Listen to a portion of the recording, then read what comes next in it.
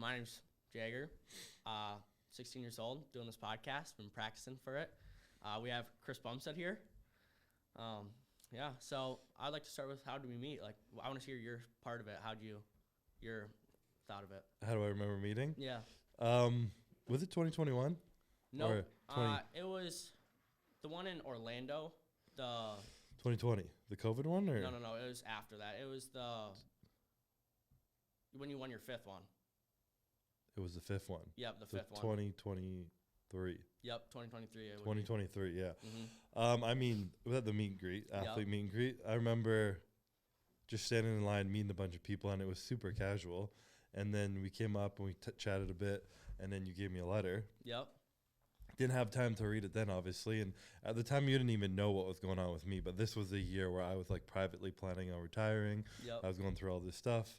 I had like an injury prior, and Courtney was pregnant. No one knew, all these like crazy things going on in my life. Mm-hmm. And I was like flowing, not knowing what I wanted for the future of my life. And within just like a bit of a chaotic mindset at the time. And then you gave me this letter, was chilling. Normally these weekends are crazy and I don't get to look at anything until after. And then I left, literally, I think it was that night. I went to go get a tan right after that meet and greet. And then opened up the letter, was just chilling by myself, just like trying to decompress, started reading it. And then you wrote a super touching note that I like very much appreciated. Mm-hmm. And I mean, you can get into what you said in it if you want, but I read it and I remember just started crying in the midst of it because it was just such like a impactful moment of like I felt like it was coming to the end of my career and I'm like, what kind of impact did I have? Am I done? What do I want? And it just hit me with this like moment of gratitude and like pulled me out of this perspective of like, what am I stressing about? Like I've had such a beautiful ride, like all these people here supporting me, like just push all whatever you're thinking about and be in the moment this weekend and really enjoy this Olympia. And it left a big impact on me and I still have that note still in my drawer, so it's cool. So my side of it was I watched a podcast you did with Chris Williamson. Yeah. It was maybe 6 months before it, and I was like, damn, like this is like I connected over your lisp, and I was like, damn, that's really cool. And I was just thinking, wow, like I need to do something. Like I don't want to be the person who just comes up and says like, hi, can I get a picture? Leaves. Like I want to be different. Like I want to be something that people remember, or you remembered at that point.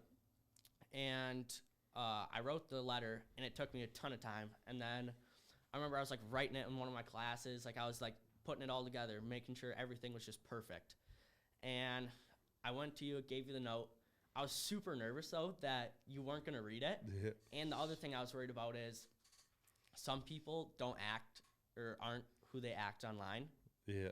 So I was nervous that I was gonna give it to you and you're gonna be like some person who's like, yeah, picture, let's go. Like, next. Yeah, like something like to that. be fair, with also 2 days out the Olympia. No, yeah, and that was the other thing because obviously dehydrated, you're starving, like hangry probably. Like that's very not good odds for me. So gave you the letter and I was like, I hope he reads it. Like I just hope he reads it.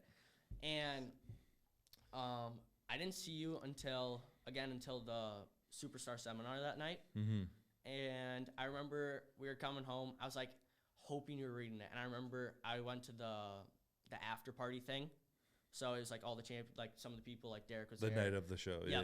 And they had a bunch of people there, and I was like, oh, I gotta tell them to read it. Like it was super cool. Just I want to tell them to read it. That's all I wanted. And so I go to that. Obviously, you weren't there. It was like 3 a.m. in the morning. I was just burning on both ends. I was like waking up. I was super hyped. And then I saw you I was walking home from that, and I saw you posted a video. I was like, oh, maybe I got in the video. Like that would be pretty cool. So I'm watching it, and I saw you read my letter, and I got all hyped up. I was like walking home. I was like, Mom. I'm like, no way, look at this. Yeah. All hyped up, and you read my letter, and then I was buzzing that night. Didn't go to bed. Woke up the next morning, like got no sleep.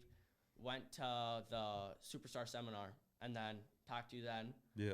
And then we went to your grand opening for Raw. Then that's when the podcast idea started coming up because I saw you mention me in a couple of podcasts, and I was like, "That's pretty cool." So I was like, "Let's do a podcast. Like that'd be pretty sick." And so obviously asked you. You said yes. We started planning it, and now we're here. Yeah, So. it's cool. I was literally just listening to a different podcast about like one of the number one drivers of success, and it has nothing to do with anything but being bold, being bold enough to take a chance and to like push it and keep going after it. And I mean, that's the example of it right there. You know, you wanted to get something done, and you're stressed about it too, which is my favorite kind of story, because I've done so many things where I'm like so anxious about it and stressed about it, and want to not do it but still do it, and it ends up with the result I wanted. And I feel like so many people like hold back from living the life that they want because of stress or worry or just like being in their head about it not working, and then they don't even try, and then they're like left with regret, you know. But I think it's like that's an inspiring story to me, where you're like thinking about it, stressing, trying to make the letters perfect, everything, but you got it done, and here we are 2 years later sitting in a podcast room, you know. Honestly, this is gonna sound like a main character moment, but I was debating. I was like, do I ask him to do a podcast? Like, I don't want to be that kid who's just like pushing. Like, I don't want to be that person. It's like, do I ask him? Maybe, maybe not. And I remember hearing a song. Have you ever heard "Till You Can't"? Like, you ever heard that song? Till You Can't? Yeah. No, I haven't. Oh, it's a great song. It's a country song, and it's like, if you have a chance, take it. Take it while you got the chance. Yeah. And I was like, nah, that's just like, that's sign. Let's just do it. And it wasn't. It was just part of the playlist. But I was like, all right, let's do it. Asked you, and I'm so obviously happy it happened because now I'm here. Yep. But yeah, the other thing I was thinking about is when you went on that 2025 for the Olympia, you said you're going to retire. 2024. 2024, yeah. Like last year. Yep. Or no, not last year. The one where you won your 5th when you're up on stage. What made you want to go for another one? Because if you had all those things, like, that's pretty stressful. That's a hell of a question. And I mean, there's a lot that goes into that. I can't get into all of it, but part of the reason was because the reason I chose to pull back was from a moment of fear. You know, like the idea of like scarcity versus abundance. Like, am I running away from something or towards something? And that decision kind of came running away from the fear of like, I had injured myself that prep. You know, I was going through a lot of personal stress, and it just felt like I had this like dooming weight on me the whole time of this pressure to like be the best in the world. And after 4 years of it, that pressure was kind of like building. And I felt like I almost lost the love of just like competing for the love of competing, being in the gym for the love of being in the gym. It was this constant, like, everything I eat, how I train, how I sleep, how I recover, everything I do is going to depict how I look on that one day where millions of people are expecting me to win. I was like living with that pressure on my chest, and I was just like, I wanted to get away from that, you know, which I don't like making decisions out of getting away from things. I want it to be out of something I want. Like I said, abundance versus scarcity. So I kind of like made that decision leading into Olympia, and it felt relieving to say it, but coming in, I started to doubt it. And then Courtney kept asking me, are you going to announce it in your speech? Are you going to let everyone know at the end of Olympia? I'm like, you know, I think I'm going to keep it to myself. I want to enjoy the win. I want people to celebrate me and not just talk about my retirement. And it was all just bullshit I was kind of spewing because I wasn't really ready to admit it to the public. Because once you say something out loud, you feel so committed to it. Everyone looks dumb when you retire and come back. I don't want to be that guy, even though I was behind the scenes. And then I did it, won, told everyone in my close family, but no one else, not publicly. And as time went on, I just like was feeling like no peace with my decision because of the reason of why it came about. And so we actually ended up wanted to film a documentary about my career, and it was going to kind of end with that. They were going to pull out my old footage, do some interviews, and do some cool stuff, and it would have been good. But then the documentary became my conflict with my retirement and wanting to come back. Should I or should I not? And we were filming all that, leading into then me deciding to do it again and competing again. And why am I doing it again? What am I seeking? Is it one more time?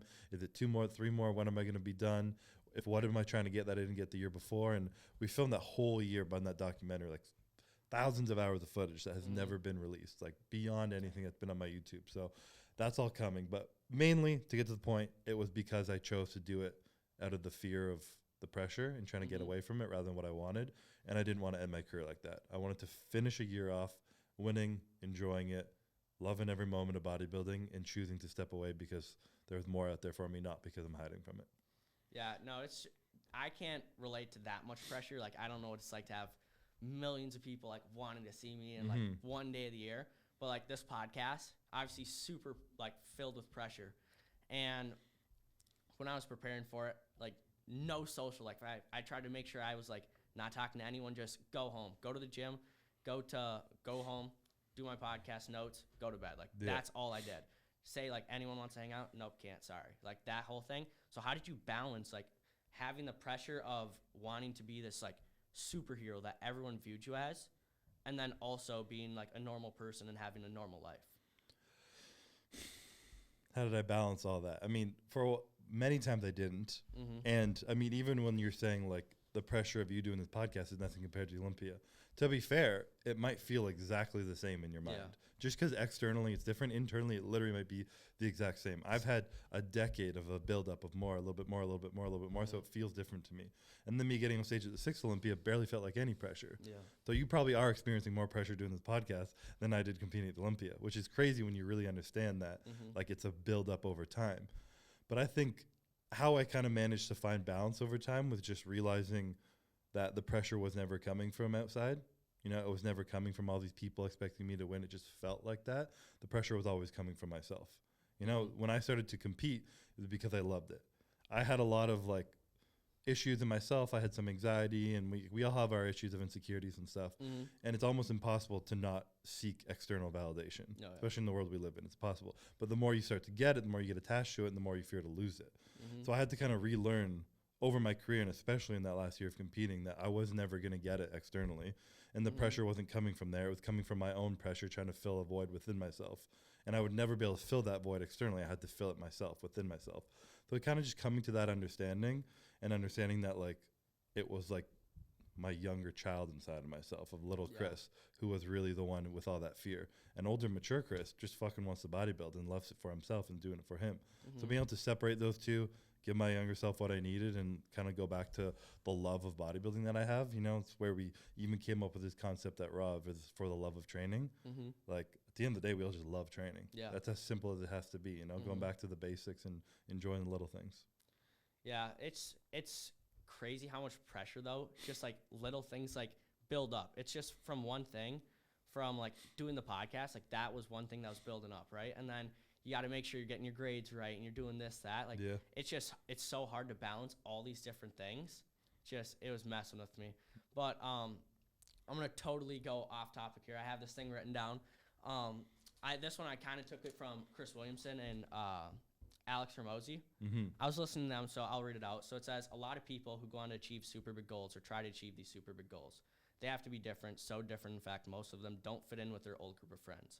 My question is, did you get to a point in your career where you had to go through a quote-unquote lonely chapter to get to the point where you're at today? Have you ever heard of the lonely chapter? Yeah. It's a cool concept, and super cool. It's real too. It's 100%. It's so real. Yeah, what I found so interesting is how important chapters are in your life. You often hear from people at the end of their journey talking about like balance and how to find the right things and all these things, but they're at the end of their journey. How they got there wasn't through balance and connection and all the good things that make you feel good. It was through a lot of pain and shit times, you know? And it's important to get there. You know, you can't, like, being a fucking interior designer, you can't read a book and be an interior designer. It's like a feel you have to build over time. You have it or you don't. Anything is like that. Art just can't be, like, replicated through, a to-do list. But, yeah, no, my first lonely chapter, because I've had a few, started when I was in college, when a lot of my friends were drinking a lot, and I was drinking a lot. We used to party. Bars closed at 4 a.m. where I went to school in Halifax, so we'd stay there till the sun came up many times, probably 3 times a week. In peak season of school, we were going out to drink, partying, doing our thing, and then I'd wake up at like noon the next day, probably miss class, try and catch up on the notes, go to the gym for 3 hours, and then like go to bed, and like not really doing much with my life. And then I would take the summer off of partying, go to work, essentially compete in bodybuilding, and try and turn pro. And eventually I turned pro and was like, all right, maybe there's something to this. Still went back to partying because that was the community I lived in. I lived in a house with 6 guys who loved to party. And that was what we did. And then I did a pro show, came second at my first, or third at my first pro show, and then was like, maybe I should push a little bit more. Still didn't. Still went back, kept partying, all the things. And then it was finally like a little bit into that where I'm like, I have this opportunity in front of me, and if I don't kind of seize it right now, I'm going to miss it. School is not starting to excite me like it used to. I don't know if there's a future here, but there could be a future in bodybuilding if I really choose to like push apart the easy things, the comfort, the stuff I'm used to, you know? And luckily at a young age, I had the awareness to be like, I want to be different from anyone else, so I'm going to do something different. So, you know, I stopped partying, and I initially didn't just jump into like going to bed at fucking 9 o'clock and being on routine. I just stopped drinking, And I still went out till 2 a.m. I was like DD or helping the guys get home drunk or whatever, being that guy. And that I started to realize I made a lot more progress in the gym. My recovery was better. I started making gains. And in doing that for like 6 months, I competed and won a pro show after that. And I was like, oh, wow, like this could really be something. Took some time off, went and did another show at the end of summer, won that one again, 2 pro shows under my belt, went through that Olympia, came second at that Olympia. And that was my wake-up call, like, okay, this can truly be your career if you choose to change your life right now. So, like, step away from it. And that was when, you know, I started to go to bed early. I started to not go out with my friends. I was trying to study a bit more, but, like, school was not trying to attract me as much. So everything was going into bodybuilding and recovery. And that's when my friends started to, like, just differentiate from each other. You know, my best friends who I spent all my time with, it was like drink, wake up hungover, go to breakfast, go to the gym together, watch a movie, like everything. We just lived together. And all of a sudden I was going to bed while they're up partying downstairs, you know, trying to fall asleep. They'd come home at 4 a.m., wake me up. I'd be up at 6 a.m. trying to do cardio, go to the gym, all the things. And our life just started to separate. And I started to not really be close with any of my friends, but I didn't really care at the time because I was so driven by my goal. Yeah. You know, I was so passionate about what I was doing. And that was kind of the first lonely chapter, I guess, where I started to separate from those friends. And I still talk to one of them because he's a super close friend of mine. But for the most part, those were like my best friends for like years. And I don't even talk to them anymore, like at all. Yeah. Which is just life. You know, I still like love them and respect them. They're great dudes, but they were just not a part of my life. And they were going to drive me to be the person that I wanted to be. So I kind of pulled away from that. And, you know, same with some high school friends, people I spent time with in my hometown. They were a little less like living in their own lane, doing their own thing. And I wanted to do something different. And I pulled away from them. And even amongst having some friends here, sometimes it was super hard to relate when I was going through like stresses of like pressure and, you know, what was expected of me, trying to win, trying to be the best in the world. And I was battling the things in my mind. There was really no one I could talk to and relate to it. Yep. So I had to just kind of figure it out on my own, process on my own. I really do good in solitude when I have time to reflect by myself and like read, listen to podcasts and take the time to reflect. But I never really felt like it was a bad, lonely era. It was kind of fun. I enjoyed being alone. See, and it helped me. Yeah, I can relate to that because when I was going through it, so like I was like, obviously we weren't at the age of drinking yet, but this was like 2-ish years ago. I had like a good group of friends. We just party, like we just go hang out, do all these like fun things, and then found the gym, and I was like, gosh, this is so much fun. So I started going to the gym every single morning. But then they're like, we don't want to go to the gym. Like, let's go to it. Let's go later. Like, let's do this. And like, if I don't make sure I'm like this, then I won't do it. Yeah. So it's like bed by 8 p.m. Wake up by like 4:20. My dad would come in, wake me up. Go to the gym, I come back. Like, that's how I do it. Like 5, I'd go 5 to 7. And I had like one of my buddies, me and them would go to the gym every morning. But then there was like this lonely chapter of where you're not good enough to be in like the good group. Like you're not good enough to like, you're not dialed in yet. You're not like jacked. You're not doing good in life. So you're not good enough to be them, but you want to get away from the old person who is just like, whatever. Like we had no purpose in life. But it was also like the lonely chapters. What happens is I feel people get stuck in it where they'll start off and like, that's where I'm happy. At least I think I got out of it. At least I think I do. Maybe I didn't. I think so. But it was so much fun that it was like, you don't care. Like I was going to the gym every morning, just having a blast with my buddies, and we were awful. Like I know everyone in the gym was probably like, you're an idiot. Cause like, I was horrible. Like benching the bar, like that kind of stuff. Yeah. Like I was just total clown. Yeah. But I was having fun. Right.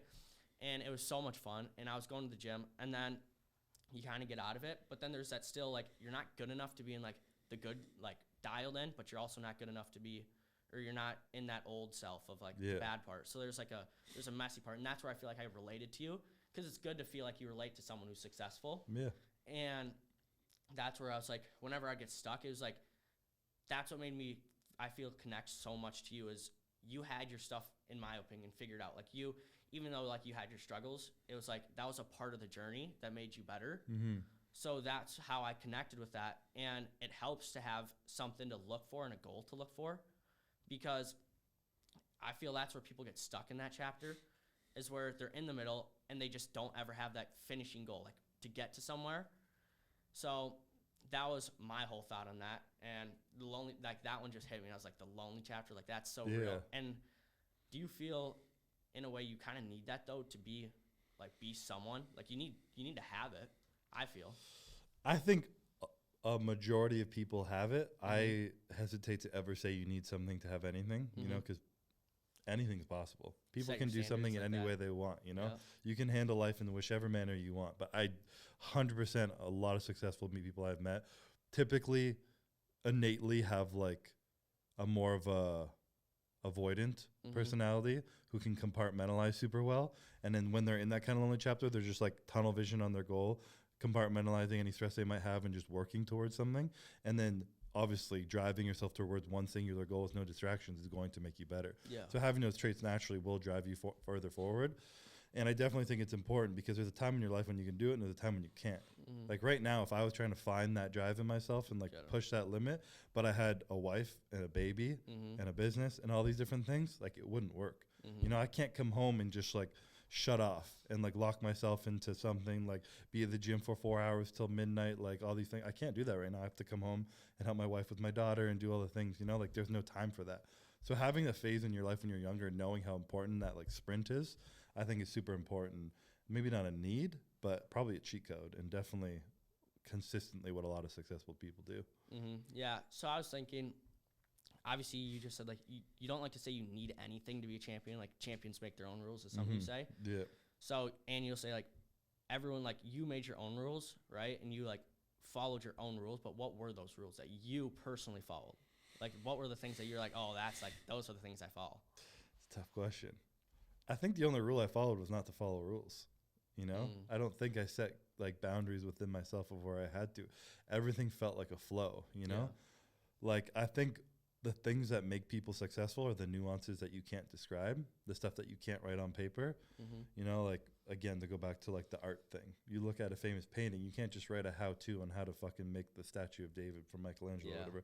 He just like, it was an art. Saw the block and started carving. You saw a block, started carving, had probably a bunch of shitty blocks in the background over decades that no one knows about until that one came.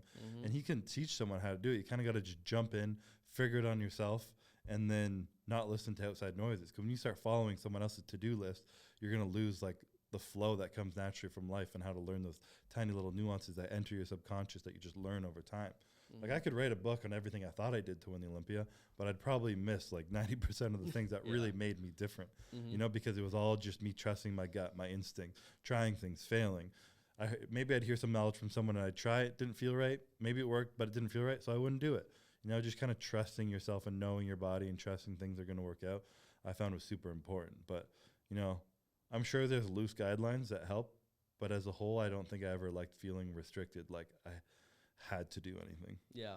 So that kind of goes into another one where it says, like, obviously the subtle art of not giving a fuck. Yeah. You know that one? Yeah. So I was thinking about that, and that was one of the things is I cared what people thought about me. Right. And you always will. Yeah, you always will to some degree. But I was giving too much like sway of opinion to people who really don't matter. So I made sure like when I was writing the note, and I had this like I wanted this podcast, right? I was like hoping for this stuff like 2 years ago, but I just wouldn't. That was one of the things I wouldn't tell anyone because I know they would say that's not gonna happen. Like that you just go do your own thing. Like that's not gonna happen. So I just wouldn't tell anyone because I didn't want to get discouraged from it. But I feel like in a way, if you have people who can help you, it can like boost you. It can like make you get farther. And how have like surrounding yourself with a good circle of people like boosted you? Like you've talked about that is a big part of your life. Obviously Courtney and your crew around you, how they boost you through your Olympias. Like how much of a difference has that made?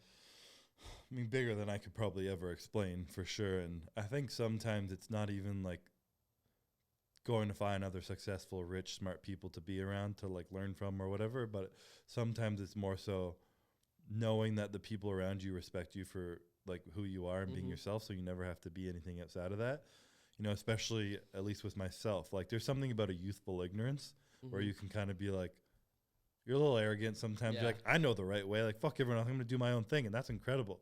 But over time, that almost gets harder. Yeah. Even though sometimes it should get easier. I feel like there's the phase where it gets harder and then you get older and you really stop giving a fuck. But in that mid phase, especially I found with myself with a lot of like outside attention through the followers and the whatever, influence, whatever the fuck you want to call it. I hate to say the word celebrity because I'm not. But all that kind of world, you can start to build a strong self-image of yourself. And you start to become like for an analogy, like the reflection in the mirror rather than the original. Mm-hmm. You know, you start to become like a simulation of yourself, where you're trying to be yourself, but like I said, those nuances, you're missing those little things. Yeah. Someone calls you humble just because you're being you, and then you're like, you're right, I should be humble. Like, I'm being myself because I'm humble. Like, no, you're trying to be humble. You're not just being you. It's a completely different energy that comes off, and people can read that. So being able to counteract that is hard. And in my opinion, being surrounded by people who didn't put on a self-image on you, but they saw you for who you were, it kind of gives you the courage to be able to continue to be yourself and not have to conform to those little things. So me coming back to a consistent wife who knew me from the beginning and never wanted me to be anything more than myself. I could fucking retire, leave all this behind, live in a small house together, and I know we'd have the same love and relationship, no matter who I was. Knowing that made me realize I didn't have to be anyone other than myself, and that was super important to come home to. Some of my close friends who have been with me over the years, you know, there's been a lot of other people have come into my life and acquaintances I have, but they're kind of like influential people who I don't really need in my circle, who I don't fully trust. So having the wherewithal to not bring in the wrong people into your circle, I think is so important. Having support and trust of others, I think is so important. You know, on times where you feel like giving up and stopping and quitting, having someone else that believes in you, like more than you believe in yourself at moments, is absolutely a time that will kick you in the ass and, you know, get you back in the gym when you don't want to be there, or whatever your goals are, keep you pushing forward. So I think the support system I've had has been absolutely monumental to me, and more than I could ever properly explain. Yeah, because I heard this quote. I don't know who said it, but it was something along the lines of, you want the world to love you for yourself. So like, if I go out, I want everyone to love me for me, right? Just who I am, like none of my accomplishments. But you only love yourself for the accomplishments you've made a lot of times. Like, how do you break away from that? Like, how do you get away from your accomplishments, like separate the Cbum and like all the titles you've won and done all these great things and your followers and just who you really are? I mean, it's a battle, and it's kind of dependent on the individual, I would say. You know, for myself, it was a lot of self-reflection going to like my past, and a lot of times we know, like deep down, if we really take the time to slow down and think, we know, is this something that like I'm doing because other people are going to validate me for, or because it's something I really want? And where is it coming from? And be able to understand like your insecurities and truths of where things come from in the past. Like if you have a lack of self-worth from a childhood and you weren't given enough attention, so you're trying to seek attention in other aspects to feel good about yourself. Like, was that you? Did you like not get enough attention, do you think? I was a little bit in the aspect of not getting enough attention, but instead of me going out and like being like this big, louder than life, like comedic, I was kind of like, I would close in and be like, I don't need anyone. I can handle things by myself. I can suppress and compartmentalize everything, and I feel good just being alone and not talking about things and like keeping it all to myself. And for a while it worked, you know, in that lonely era it works. It's great. But over time you start to like feel a little bit numb and not be able to experience as much as you want. You kind of need to learn to let that out. So it's really just being smart enough to like understand your past, you know, when you have little bits of like ego pains and insecurities that come up, don't just like be like, oh, push that away. Like try and understand where that's coming from, because like my lisp thing. So it was just a couple of years ago where, I don't know if it was the story I said in that podcast, where someone made fun of me for it, and it like hit me. And I was like, I'm fucking 27 years old still, and this is still hurting me. Like clearly there's still something I'm trying to like hide from this, and this still has an impact on my ego somewhere. So there's something I need to fix there. Otherwise I'm going to try and heal that in external form from other people and deny its truth somewhere. So just understanding those little nuances, and when little emotions come up, not just pushing them away, subconsciously avoiding them, but understanding where they come from and the truth behind them. You know, like the genuine truth is like a very vague word, but when you truly understand, like when people have insecurities, like I feel like this person hates me, I feel insecure, I'm not good enough. Like, is that actually true? You know, are you as a human not a good enough person to be loved, to be accepted? Like, no, absolutely not. It's completely irrelevant, but we feel it 100% as truth. Being able to unravel that, I think, is one of the most difficult, continuous, never-ending, important things you got to do in life. Yeah, it's a hard thing to do, because I've been trying to feel feelings. Like, it's super hard for me to do it, because there's like times in life where I feel like it's easier to just push your feelings down. Like to just be like, no, I don't want to feel sad right now. Like, that's not what I want to do. I want to feel happy. So we're just not going to feel either. We're just going to feel normal. Just all the time, just feel gray. And that was something that like, it caused me more problems. Like what I wrote in that note, I never like had those problems until there was something. I suppressed all these feelings for it. And then it came up in other ways. And then it just started springing up. And it just caused more damage, as if I would have just went like, you know, I'm just going to feel this moment, feel these feelings, and just move on from that. Because, like, the best way to get through something is to just feel it, I've noticed. And I've been trying to get better at it. I still do it sometimes where I'll just be like, nope, not feeling sad today. Like, let's just dial it in. Let's get this work done. Which is important sometimes, too. It's super important. Because, like, sometimes you need to get stuff done. Yeah. But it's so tricky to me how to, like, manage that. Yeah. So tricky. It forever will be. Like, there's no, like, oh, I got it, I'm good now. Yeah. You know, it's kind of a forever, the ability to catch yourself and not doing that, and be able to, like, lean into the things that your body wants to hide from. Typically, those things that you're trying to escape from are the ones that you need to run towards the most, you know? Yeah. What helped you to do that? Because honestly, writing you that note helped me to, like, realize it, because I don't like to, like, think about it. Like, still to this day, I don't like to go back and think about stuff. Yeah. So then that note kind of forced me to think about it, and it helped me to do that. And it sounded like you did something similar for your 2023 in the Orlando Olympia. You wrote yourself a note, like little Chris a note. What was in that note? It wasn't a note. It was more so just like a conversation I had with myself before going on stage. And I had like a picture of myself as a little kid. And I've done some therapy specific sessions where we were like working on healing your inner child essentially. And it was kind of like a visualization technique where like you walk in your bedroom and you picture the bedroom, the little kid in there, and like, what would you want to go and tell that kid? And it was like, just kind of before getting on stage at the Olympia, where it was a year where I was feeling all these like extreme pressures and pulls from other people, like needing to like be good enough, win, to do X, all these things. And I was backstage and I just looked at like the picture of myself as a little kid, and I was like, I'm talking to myself, and I call myself Christopher. I'm like Christopher, like, you are going to grow up and do amazing things. You're going to be a great person, have all these accomplishments, but you don't need any of that. Like, it will be great on the side, but you don't need any of that to be good enough. Like, you are being who you are good enough. You know, just in being yourself and working hard and loving the people you love, and, you know, having your values that you uphold regardless of external circumstance. You know, that's all you really need to be, like, good enough. And just kind of like accepting that whatever happened on stage and whatever I received or didn't or whatever, I would be okay because I could give it to myself, you know? Yeah. It was just kind of like a mental thought conversation I had with myself. And it was a very like, it was a pretty emotional moment. That was a very emotional year in general. You know, it was kind of a lot of stuff was coming up, but I was backstage like looking at a fucking picture on my phone, like crying back there. It was the background of my phone actually that whole week, just to kind of like keep myself in that rhythm. But it was like an important thing. And it wasn't like, now I'm good now. Again, I still go back and revert to those things. But having like that kind of rewiring moment of myself definitely helped a lot. And, you know, running towards things instead of away is definitely an extremely helpful thing. What benefits did that give you, though? Like, being able to acknowledge struggles in your past and, like, being able to go back and try to feel those feelings that your old self would suppress. What is it? Like, how does it benefit you, though? Does it just make you feel happier? Or? I guess the word is more free, lighter. I guess light is a really good way to put it. I don't know if you've ever, like, been holding on to something and, like, maybe you weren't able to accept it yourself, or someone comes up to you and they just like see you and they like acknowledge it or talk about it, and you just feel your shoulders drop and you're like, wow, you know?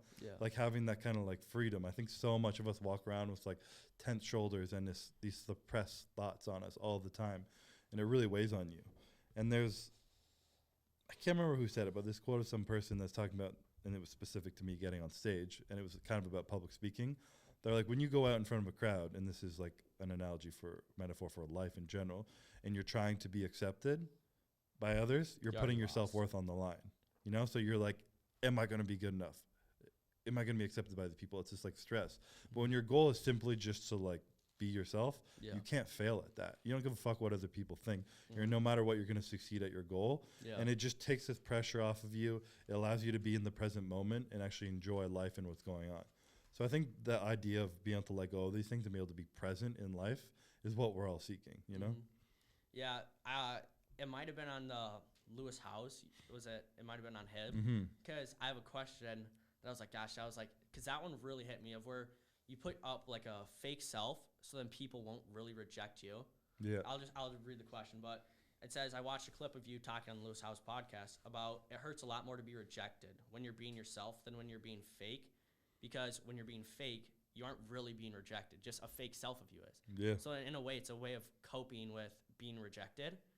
And I felt, in a way, I could relate to that because I was like, I put on, whenever, I'm almost the opposite of you in a way, is whenever I get super nervous, I go speak faster. I become excited. Like I push out, right? Yeah. And then because I want them to see that. I don't want them to see like something that's actually going wrong. Yeah.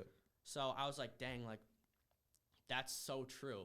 But I don't know how to, it's still, even though I can acknowledge it, I don't know how to be like, okay, I'm in this situation. I'm doing it. How do I stop it? Like, what was your go-to way to like say, you know what, just boom, like I just got to do this or do that? I think it was kind of like what you're doing right now, just doing the thing. You know, like there's only so much self-reflection and thinking and reading you can do, but there's nothing that compares to action, you know? Yeah. And like another example of something for me that was a huge stressor of mine, like I just mentioned, was public speaking. You know, that idea of being in front of a crowd and like you're putting yourself in a position of presenting yourself live to a group of people, or like, will I be accepted or not, you know? And that was something that I was fucking terrible. I mean, one of the people, I think there was a study that came out that people are more afraid of public speaking than dying. Like that's how afraid the average person is, because we all feel such a similar way. And then I went about one year where I was like, you know what, I really just want to get over that. So I'm just going to, instead of doing like events where I just meet and greet people, I'm going to say I want to do a Q&A. That's much easier. They ask me questions. And then I wanted to do a seminar, and I did a seminar, and I did like 8 1 year of just like public speaking events instead of in front of hundreds of people. And like the first couple times I was like super anxious and like kind of felt like I did like shit, even got off stage like, that was horrible. What the fuck did I just do? Like, all this thing.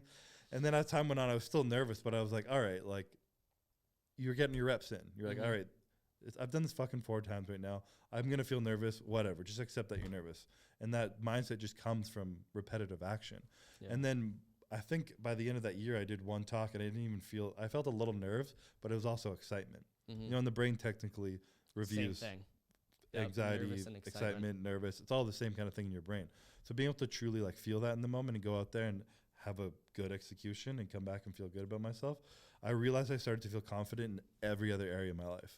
Like I started to meet strangers and just be more vocal and talk to them more and go out more. And, you know, like I got thrown into a life where like attention was on me. I was doing interviews, I was doing speaking events, meeting all these strangers, and I was the most quiet person who like couldn't make a conversation with anyone. I'm still not the best because I just don't feel like talking when I'm not talking, but now it's because I don't feel like talking rather than being afraid to talk. So I think just throwing myself into all these things that made me like worried and just doing the thing, all of a sudden I woke up one day and I was less anxious about it. You know, it just had changed. So I think hiding from things only makes them bigger. You know, like the whole like monster under your bed. If you stay in your bed and worry about it, you're going to be terrified. But if you just look under the bed, you're like, oh, I feel better. So just going after your fears, you feel better. Yeah, no, it's a super difficult thing though to do, because it's easier to just put a fake self on and go about it. Because even with like the public speaking, I felt like I could public speak. I can public speak super well. Like I can go up to a crowd and do it, but I'm not truly public speaking. I'm just putting on this fake self of me to be like, oh, I hope these people like it. Like, I just hope these people think, okay, this is cool. Yeah. But then you're defeating the purpose, because they don't really like you either way. So they just like this fake person of you. It's just, that one just fascinated me. I was like, that's so cool. I really think like so much of our world is like numb and lacking connection for that exact safety mechanism right there. You know, it's much like you said, it's a lot safer. It's just a level of protection to put on this false front. So if people don't accept that, you're like, well, it's not even who I am. So it's fine. Whereas when you put yourself out there at risk, the risk is high. Thank you. Coming after you think. The risk is high, but the reward is even greater, you know? And I was someone personally experienced like a lot of highs in my life, but felt numb during them. And I was like, why is that happening? It was because of that exact protective mechanism I had in myself. Yeah. And the thing is, I don't know where it stems from. Like, I'm going to just have to really think hard about it, because whenever I truly tell someone about, like, real life experiences or my true self, I've always had good responses from it. Like, everyone's like, damn, like, I can relate to that. Like, that's real. Like, that's so real. But for some reason, it's just still there's still a fear of being not enough or not doing good enough for that person. And they'll just be like, you're being a pussy. Like, that whole kind of deal. Yeah. But it's like, I don't know how, it's a super hard hump to get over, to just truly show someone yourself. And maybe it's just, you have to just trust that person. And maybe that's the reason why I've never had to feel like that rejection when I say my true self is because I trust that person. But it's super difficult, and that's why I think it's super cool that you can share your traumatic parts in your life with like I wouldn't say no emotion, but like emotion, but you don't get too emotional where it's like this perfect medium, and you share these super traumatic things. And I think it's almost a superpower that you can say a super traumatic thing with such ease, in my opinion, or at least you've done it so much that it comes with ease, just to like people you don't know, like people who see your podcast and you don't know them. Yeah. And they can just be like, dang, like I really relate to that. And that was me, and I could really relate to that. And now, obviously, for sure, good things happen from it. And I think there's something important to like, you know, I've watched a lot of podcasts where I see someone sharing something like that, and like they break down and cry, and like I do all the time too. That's 100% me, because I don't know how people can get up and share something so traumatic, and they just say it like there'll be someone who's like, picture like MJ, he could like talk about something super tough, and he's just like dead serious talking about it. Like that's not me. If anyone who actually knows me, they know when I like talk about stuff like that, I just get super emotional over it. And like that's there for a reason. Yeah. Like I've shared a lot of stuff publicly, but it's not stuff I haven't shared before privately. Like pretty much everything I've spoken about and I talk about on podcasts is stuff I've spoken about with my wife enough times. I've gone through therapy sessions with. I've like kind of felt and processed on my own, and I've healed enough where I felt safe with it. Where if it were to be rejected or judged or something by someone else, I know I've done my own internal work with it so that I'm not affected by that.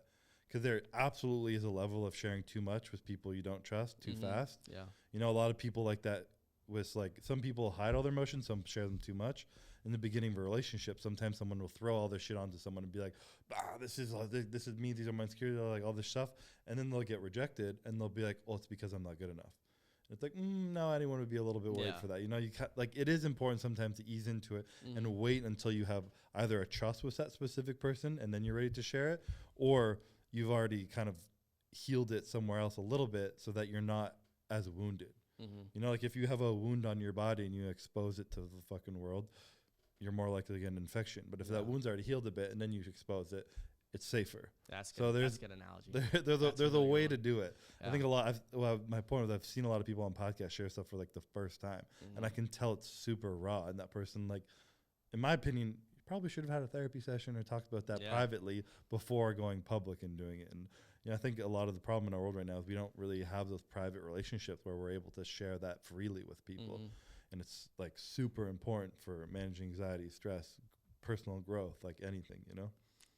How should someone receive it though? Like if say you had something and you were sharing it to me, how does like a certain person say, okay, this is how I should act if someone's saying this to me? Like if someone's super emotional about it, like they're getting all into it, like how do you receive it? I mean, emotional intelligence is a skill. It's tough, and it depends on the person, depends what's coming. Oftentimes just being quiet, you know, because when someone shares something and it's super raw, you probably don't share it clean or all of it at once. So just being able to sit with them and like listen, like make sure that you're not like distracted, just being like consciously like sharing eye contact with them, knowing that if they're sharing an emotion that makes you feel something, like let that emotion out of yourself, you know, relate then that an emotion with them so that they can feel very like seen and safe in that situation. You'll be able to validate someone's experience is super important. We haven't all gone through the same things, but we've all felt an array of emotions. Someone's telling you that something traumatic happened to them where they felt super powerless, and that traumatic event didn't happen to you, but you felt super powerless at another time. You know, being able to look at someone and be like, fuck, you know, I felt powerless before too, and that's really tough. That like, how did you manage that? You know, be able to just relate, validate, ask questions, I think really helps people feel seen. And you know, it's a skill. You got to build that in a relationship. No, yeah, it is. It's 100% a skill. And sometimes it comes from not like relating your own stuff to it, you know. And I think a really important thing that I've learned is not, there's a word for it, I can't remember, but not like someone's like, oh, this really hard thing happened to me. Oh, me too. I had this really shitty thing happen to me last week. It was this guy, you know, and then you immediately take the attention away from them and put it back on you. Yeah. So being able to let the person keep it on themselves, where you validate the emotion, share it with them, vent it, but you keep it on them, you know, wait a day or two and then share how you feel too, or an hour or whatever.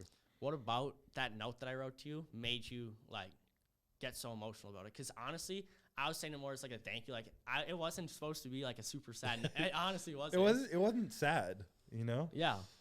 But sorry, I didn't mean to interrupt your question. No, it's all good. It's just what about it made you like get emotional over? Was it because you're dieting and you're at like no body fat and hungry, or was it like a certain part in the note that made you like, what about it? I mean, I think it was just a little bit of a perfect storm. You know, like I was telling you, it was a very emotional prep for me to begin with. There was a lot of stuff I had been holding in. You know, like my wife had just gotten pregnant. I was going through a bunch of personal stuff that is a sad thing I don't need to talk about. I had gotten an injury that year. I thought I was going to have to pull out of that Olympia. Like there was all this stuff that was happening, and I was trying to win an Olympia and manage my pregnant wife and work and everything. So I just pushed it all down and tried to compartmentalize just to get through prep. So I had all this like bottled up emotion leading into it. And then I'm sitting there being like, this is my last ever Olympia. Like the fuck's going on? What's like, just thinking of myself way too much. Like I was all in my head. Like I feel. And then I was reading this letter externally of someone else of realizing like me just being me and sharing me and living my life and doing this thing also has this positive impact to be able to serve so many people around me and be able to like take that pressure off myself and just think of like the gratitude I have for, you know, the journey that I'm on, and just be able to take myself out of this personal stress pressure and to go out into gratitude and realizing that like I have a responsibility and a privilege to be able to inspire other people to be on their journeys and stuff. It really just kind of like released this tension and pressure on me and was like validating my journey essentially, you know, like little things like sharing insecurities of mine having an impact on other people because they can relate. Just taking that off of myself, be able to feel grateful and like in the moment of where I was and be like, fuck, this is an incredible journey. Like you're doing cool shit. Like just sit here and enjoy it. Yeah. So it wasn't like I'm sad, like this is a depressing letter. It was more of like a freeing, like release of all this tension that I've been holding onto myself, and like a reminder, like just you're fucking one day at the Olympia. Just enjoy this. You know, it could be your last one. Yeah, it's cool because obviously from being like that, you've obviously made this super great business. Like you got a bunch of these things, and Don was talking about this thing. It's more on the business side, kind of switching gears. But he was saying all the supplement brands basically get all their stuff from the same person. Like they all meet at the same spot. Like they all know where each other are. The thing that makes a brand different is the people, and they make the true flavors of the brand. And that's why people would stick to a brand. But I would say there's a huge amount of people who want to be entrepreneurs, right? And they want to surround themselves with circles like you have. Like, how do you do that? How do you make a super circle? A super circle. Yeah. It's tough, man. It's tough. It's depends on your intention sometimes. And I think in my experience, the greatest thing that leads to success is just like being a good person and building genuine relationships for the sake of the relationship rather than what you can get out of it. You know, and I just lost my train of thought. I was going to say something else. But no, I mean, I think, what the fuck was I going to say? I had an important thing to say and I just lost it. I don't know. But essentially, in my opinion, because I'm not the crazy entrepreneurial guy, like that's dumb, you know, but like I have a collection of people at my back who help me do all these things that are much better at than me. I just met people who I vibed with who were cool, and I wanted to be friends with them, and we ended up doing all this cool shit. And we still get caught up sometimes. Like, I want to make sure the business is good for you. I want to make sure the business is good for you, and we were successful. But at the end of the day, I'm like, we're just doing cool shit together because we're friends, having fun with it, and it happened to work out. So for me, at least, that was it. Having a high emotional intelligence is my more secret so than anything. Everyone has their aspects. Dom's like a fucking farmer's almanac of reading the future of how business works. I don't understand it. You just get shit done. I'm more of like I can understand like on an emotional level where people are coming from and kind of bring people together and like ease out situations in the background and kind of like relate to people and build relationships like that. And that's how I've kind of helped a lot, and how I also often try to relate to the customer and consumer to what they want to see into the brand. But everyone's going to have their own way, you know, and building a good circle, I think, is just about building a genuine relationship. And the more real your relationship is, the better you guys are going to work together. So even if someone's like a 10 out of 10 business entrepreneur, but they're a shady person, and you like don't really feel like you're going to trust and respect the person. And then there's someone who's 5 out of 10, but they're like an incredible friend. You know, you trust them. I would rather build a $5 million business with my best friend who we're fucking doing cool shit and love than a $500 million business with some shady fucking asshole who like I don't even like to be around. Yeah. And realistically, you're probably not going to build that good of a business without the trusting relationship. Yeah. So emotional intelligence, building a genuine relationship for the sake of the relationship. You know, it's a rare breed of person these days often who build a relationship with someone just out of genuine caring rather than because you can get something out of it. Yeah, no, that's why I was like so surprised from this, is because there's probably a lot of people out there who probably don't even have close to as much fame as you, but they probably have fans reaching out all the time, and they're just like, push from the side, you know? Yeah. So it's super cool. But no, back to the business side is you have surrounded yourself with a bunch of successful people, like the higher group of people, maybe you might say, and you've met all these like super, super successful people. Obviously, your business partners, Nelk Boys, Peterson, Chris Williamson, like all these super successful people. What have you learned from seeing and being in that kind of an environment? It might sound weird, but one of the most powerful things I've learned, honestly, is how fucked up everyone is. Really? And I don't mean like they're all fucked up, but I mean I'm fucked up too. Everyone's like got their own shit. You know, it's so easy to look up to people, and I think I'm always so surprised when I share something like, wow, I can't believe you struggle with like some anxiety still, or this or that, or fear or self-doubt or whatever. I'm like, are you fucking kidding me? Like sometimes it only gets worse as you go on, you know? The pressure gets greater, the self-doubt can also grow, but like your discipline and your courage beneath it is also growing, so you're able to overcome it. Yeah. But I don't think I have not met a single person who hasn't behind the scenes not been struggling with something. And I think that's just so reassuring because at the end of the day, like instead of seeking this optimal life where you're not struggling with anything, it's more so just accepting that it's there, you know? Having radical acceptance for the way life is rather than forcing radical change is going to get you way further, in my opinion. There may never be a point in your life where you're completely free of everything. Maybe you achieve some like level of like enlightenment, but I haven't gotten close to that or met anyone with that yet. And it feels a lot more comforting to just accept shitty times when they come and understand that life will always come in waves. Stuff will always come and hit you and feel like the fucking doomsday, but the sun will always come up after that too. And it will continuously, there will be a better day in the future. And, you know, no matter what, you are going to be okay, you know? Yeah, it's cool because a lot of people want to be like these people. For example, you, Chris Williamson, all Nelk Boys, like they want to be these super successful people. And a lot of people want to relate to these people, want to be like them. But I feel one thing that you at least do pretty good is you show like there's not everything's like sunshine and rainbows when you're living that kind of life. So I feel a lot of people, and I might be wrong, but I hear all these people, they'll hear this story, they'll be like, yeah, I was listening to like this person, I want to be just like him. I got to where he was, and I felt hopeless. And there's nothing that really made my life feel worth living. Like, it was just this boring life. Yeah. And I struggled just the same. Like, it was just as hard. And all these people want to be like this millionaire, famous, all these different things. But they choose to model for the wrong people. Like, they choose to try to follow these people who put themselves out as, oh, I'm this or I'm that. Like, I have all my stuff figured out.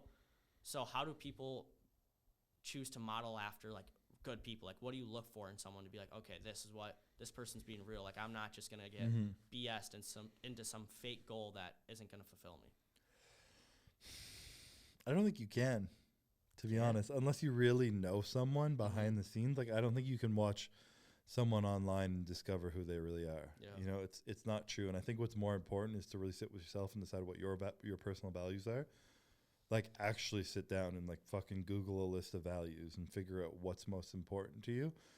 Now, in 5 years and 10 years and 15 years, when you die and you're on your deathbed, if you have kids or whatever, like, what do you want them to say about you? Yeah. You know, and how many people right now are just working towards being rich as fuck? You know, and do you want your kids to be like, my dad had a lot of fucking money? You know, are you going to care about that? Most people are going to be like, no. Yeah. But like, are your values still to be rich? Probably, because who the fuck doesn't want to have money? So they're there, but they're not number one. So when you look at a lot of successful people, like, how many top successful people have a happy, connected relationship? Most of them get divorced, have an affair, do some crazy shit. Some kind of shit happens. And that was probably coming on for decades, where they were just focused on their career, trying to do their thing, and the relationship's like behind the scenes, and they were doing their thing. So that's like a big thing I've seen in a lot of people, like all these celebrities that we look up to have this miserable life underneath. Like, statistically, I remember seeing this. Celebrities, like, and people who make over like $10 million or something net worth are more likely to be unhappy than the rest of the population. Well, it's just crazy to see that stuff really doesn't mean that much. Like, there's deeper things, and I feel like it hurts people more because when you're poor and you're trying to get up, you're trying to climb the mountain, you're like, this will make me happy. Yeah. Once I get here, this will make me happy. And then once you're there, you don't have something to say, this will make me happy. And then you just realize that you got to struggle. Like that's just life. Yeah. And one of the things I heard, I think it was Chris Williamson who said this, is the way to truly be happy is to quit pushing the goalposts further. Quit saying, I have to do this to be happy. I have to do this to be happy. But just being present and appreciate the moments that you're really in. And I feel like that's one thing you did pretty good at the Olympias, is where you just be like, yeah, this is hard, but this is part of the journey and this is fun. Like, I like this. I'm not trying to go for I don't have a number that I have to hit to be happy. Like, I'm just having fun doing it right now. Yeah. And it's super important. Absolutely. No, it's literally everything. I had numerous moments after I work out where I would just like lie there and being like fucking dead tired and just like, this is it. This is life right now. You know, like this, I was just alone in my gym, just lying there and be like, this is the thing. You know, the Olympia isn't the thing. This right here, this moment is the thing. This like opportunity to work hard towards something I'm so passionate about. Like this is what like life is all about, this journey right here. And, you know, there's a lot of debate between like the journey and the destination and all this stuff. You got to love it all. Life is all of it. The journey is the most important part, though. Like, if you aren't having fun in the journey, none of the destination won't come. Like, a lot of the people just choose, like, oh, I just got to get to this destination, got to do this, and I'll get there. Like, I feel like if I didn't like what I was doing, like, I don't think many people would like to go home after school, after doing a bunch of work, and just watch 2-3 podcasts, take notes, read your books, and go to bed. But, like, if you actually enjoy the journey you're on, you will become successful from that. At least that's my opinion. 100%. But you also need to, I think they're almost equally important, you know? Really? Because it's all the thing, you know, the journey and the destination, it's all life. If you love your journey and then you're ending up at a destination where you're not happy with, you know, like a lot of people fucking love working 12 hours a day and grinding. But if that destroys their relationship and the destination they end at is a bunch of money and like being single, then they're not happy. Whereas, so you need to be consciously aware of where you're heading all the time, because like if you aim your fucking rocket in the wrong direction and take off too long, it's too far to come back the other direction. You might lose other things, but they're all equally important. For an absolute, if you're not enjoying your journey, like what the fuck's the point? What did you enjoy the most on your journey? Like, what was the thing that you took the most pride in? Did it change every Olympia? Was it like a certain thing that like stuck with you? Like, what was it? I mean, yeah, it was a consistent evolution. You know, I think there were periods where there was a lot of it I didn't enjoy, and those were the moments where I really had to check myself. And I think it was my first ever Olympia I won, honestly, was like not the most enjoyable. The year prior, I had gotten really sick, been in the hospital, and like just suppressed a lot of fear I had around that. Like I was seriously sick a couple of times, and I thought like I was gonna like be like crippled or not make it a few times. And then I just like numbed all that and competed again the next year. And I was just so anxious that whole prep. I just didn't enjoy anything. I ended up winning that Olympia somehow. And all I felt was like relief it was over. And I was like, fuck this. Like, didn't even have fun. And I was like, why am I doing this if I'm not really enjoying it at all? And that was really like the flip of the switch in my life, where I'm like, all right, there's gonna be some times where you're doing some shit that you don't enjoy, but like that's when you got to check yourself and realize, do I want to be doing this? Yes or no? And if yes, there's got to be a better way to do it, you know? I could have chosen to quit bodybuilding then, but I was like, there's just a better way to do this. You know, I need to process my things that I didn't last year. I need to choose, if I'm going to do this, to enjoy all the moments in between. And, you know, I loved every part of it. I loved the capacity of trying to build a champion mindset and trying to build a better body and all these things. And I never loved bodybuilding like the same as a lot of people did. Like the whole art, aesthetics, all the things.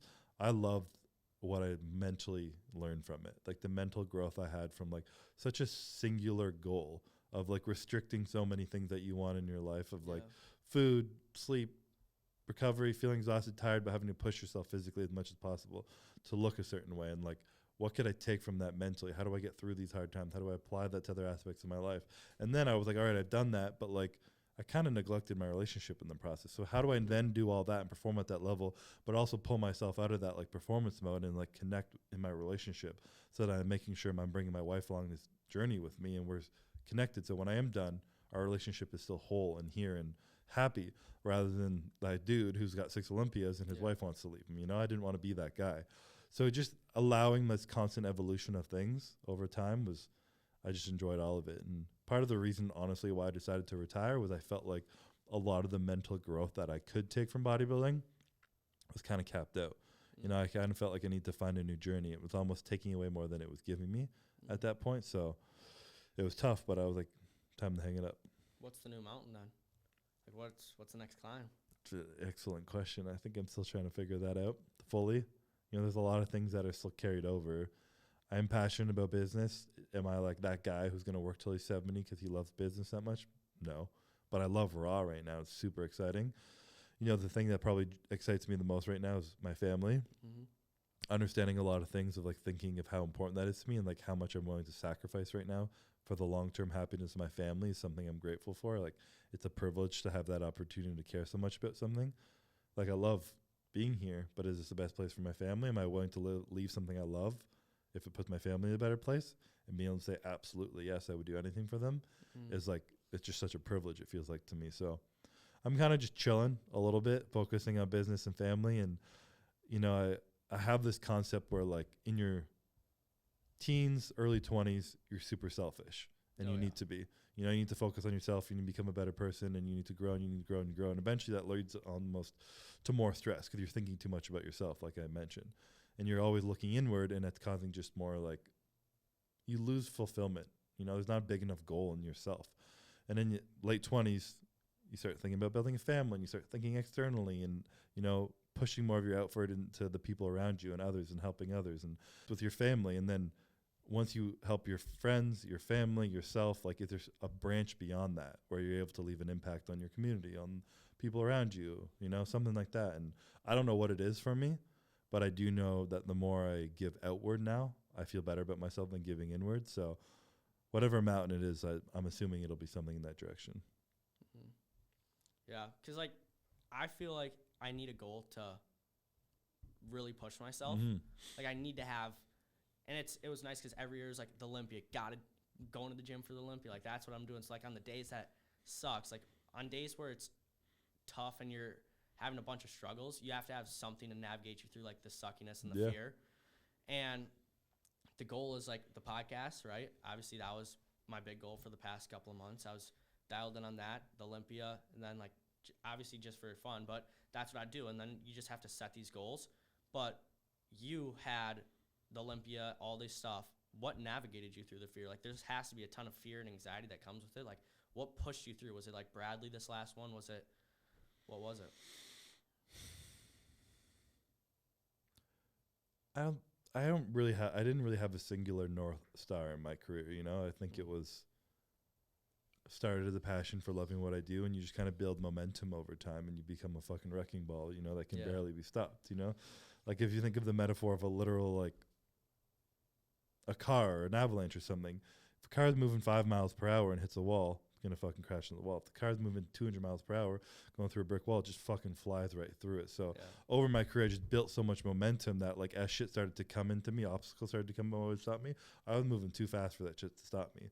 So like maybe I'd slow down for a minute and then pick back up, and you just build it. And those kind of motivations change over time. It started off more selfish, external validation, reward. Then it became more of an internal growth thing, trying to figure out what I wanted. At times it became what kind of like inspiration can become to others following my journey. I don't think bodybuilding specifically, I kind of battled this in my mind. I reflected on a lot on Bradley and competing and motivation. Because at the end of the day, I don't want to be someone where my daughter loves me more or less because I won Olympia. She's not, I hope she doesn't really give a fuck. She'll be like, that's cool, but like I'll just love my dad because he's my dad, Yeah. So it wasn't a huge thing for me. But on the other hand, I did want to be like a role model or whatever, an aspect of like teaching her to chase her dreams and the amount of effort that goes into chasing your dreams and how hard it can be at times. But like if you persevere, how rewarding it can be, so being able to be that beacon for her and to be able to pull enough, philosophical life lessons from my own personal journey to like be that annoying dad in her ear all the time, be like, Bradley, it's not always about what you want to do, it's about doing what you don't want to do to get where you want to be, pulling bullshit one-liners that. Their dad's like, whatever, dad, that kind of shit that hopefully eventually gets in her head because I have enough life experience to be a better dad, to teach her to be a better daughter, but a human, whatever it may be. I kind of bounced back and forth with that, but it was all a progression. What are the main things you want to teach her? Like if you had to say like, okay, these are the values that I want you to have, like what are they? Oh boy, that's tough. I mean, I would love to teach her to find her own internal motivation for things, to find her drive in seeking progress and success for her own personal, like reasons rather than external validation, which I think is super important, teaching her to like be her own woman and smart enough to like understand the world and take influences, but not be overly influenced by the outside sources. I think that's just a huge thing for me, especially in the fucked up world we live in, how many shitty people there are and how many opinions there are coming in and voices from the outside. Being able to be your own person right now is very rare. Yeah. So I definitely want her to be able to be that. You know, I want her to be able to be just passionate about whatever she's doing in her life. You know, I don't want her to do something because it's not for her own reasons. I want her to love what she does. I want her to understand the value of relationships, you know, trusting and loving her family. I really just want to love her and make her feel super safe as possible. And whatever journey she chooses to get on, that I'll support her in it and kick her ass along the way when she starts to fall off. And hopefully she ends up in a good place, you know? Yeah. Yeah. I don't know. I just really want to, one of the things that I want to do is, you talked about you want her to have her own motivations. One thing I felt for a while, that's what gets you in. You need to go through like a lonely chapter in a way to get to that, in my opinion. Like, I mean, maybe you didn't, but I feel like I was wandering around just doing stuff with no purpose. Like when you don't have a purpose in life, it's super depressing. It's super sad because like you have nothing to strive for. Like there's nothing to suffer for. And I have this thing that I write. It's super cringy. Like it's dumb, but it says like suffering is purpose, because if you're willing to suffer for it, it means like you have purpose in life. And I feel like suffering is so important, in my opinion, because you have to have like a hard time, and that kind of goes back with like the feelings. Like you have to suffer a little bit to have the highs be a little bit higher. And I feel like that's one of the main things that I hope to get, is being able to suffer greatly to have like even more purpose and just have even more drive for things. Yeah, for sure. I think there's have you ever read the book Man's Search for Meaning? You'll love it. It's the best book I've ever written, but it talks about suffering a lot. And I mean, I pulled the quote in the Chris Bumstead podcast of Dostoevsky or whatever, where he says to be worthy of your sufferings. And there's a whole chapter on talking about like suffering, and like there's no sense in seeking meaningless suffering for the sake of meaningless suffering. Otherwise, you're just like being ignorant, masochistic, but like I don't know what that word whatever is. that word is, like inflicting self-harm for no reason. Yeah. But the goal of that quote is, when there are sufferings in your life, which there will be inevitably on certain levels of scale, the goal is to find meaning in them. And if you can continuously find meaning in hard times and grow from them, then you're winning at life. And that's practically like the meaning of life, is taking those hard times, finding meaning in it, not like becoming a victim of it, and being able to grow from it. Yeah, victim, that kind of made me think. I have a question on it, where it's victimhood. I saw it on the CEO podcast. They briefly talked about it, but I was like, that's so fascinating. So I started looking into it. So obviously there's just victimhood, but then there's this other thing that I feel like everyone in a way can relate to. It's called heroic victimhood. So you pose as being a victim, and you keep yourself in a faulty situation. Like you don't try to get out of it, because that's where you get your most attention. It's like people, instead of say they have a problem, instead of getting away from that problem, they just stay in that problem, because people are like, oh, poor you. And I feel like that's a horrible trap to get into. And I felt when you don't have purpose, that's another thing that falls into your trap, because then you don't have a purpose to get out of it. You're just having this constant state of like dopamine that people are just saying like, oh, poor you. Like, I hope you feel better, like that whole thing. I feel it's actually super damaging to do that. So I don't know. That's just important thing that I found. I don't know. I don't have a question for it. That's just made me think of it. Teaching me the lesson. I totally agree. I have a funny relation of that, which like I feel like in relationships, I mean, you'll experience this one day, you get into this like victim battle of who slept worse the night before. And it's like no one wins, but that's like the little funny version of like what you're saying. Like you wake up in the morning, how did you sleep? I slept like shit. I didn't sleep at all last night. You know, it becomes a stupid little bicker, especially when you have kids, at least, where you're just like, and Courtney always wins because she's the one up with the baby, but I still just sleep like shit. But it becomes this battle of like who slept worse. And it's like, okay, so you win, you slept worse, and now you fucking feel worse because you slept. Like there's no winning in it. At the end of the day, like sure, you get that little moment of like, haha, like I win this battle, but at the end of the day, you're actually losing. Yeah, and it's the same thing in life. Because he'll come home, we'll be like, well, I'll be tired. We'll say, how's your day at work? Oh, it was long. It was so long. It's like, okay, like, he wants to win. Like you win the long day at work, but he likes his work somewhat. But no, that it's funny that, and once you see it, like once you start looking for victimhood, like it's everywhere. It's so common Yeah. and it's so appreciated. I feel like in today's world that people are like, they want you to be the victim because then you really don't get better. People want people to be the victim because if they stay the victim, then they can't become like the superhero that they can be. Yeah. So it's just a super bad trap to get into. Yeah. At the end of the day, when we're looking at other people who are failing, we just feel better about ourselves. You know? Yeah. Like, we're all suck. So like, I'm fine then. Rather than someone who's doing better than you, to accept someone's actually doing better than you, you're like, makes you feel like shit sometimes. No, it 100% if you're living that does. comparison world. So a lot of people choose to be average, and it kind of goes back to the thing of you don't want to stick out too much because these people choose to be average because they don't want to get criticized. So they just stay in this majority and saying like we all suck. We're just all bad, I guess. And then they do that as almost as a coping mechanism to just say, okay, we're doing that so we don't have to be better. Because being able to say, okay, well, we are average, and to get better, I have to do all these hard things. I thought that was another thing that kind of goes with that I just found interesting. yeah, no, for sure. I also think we're kind of trained to be average, you know?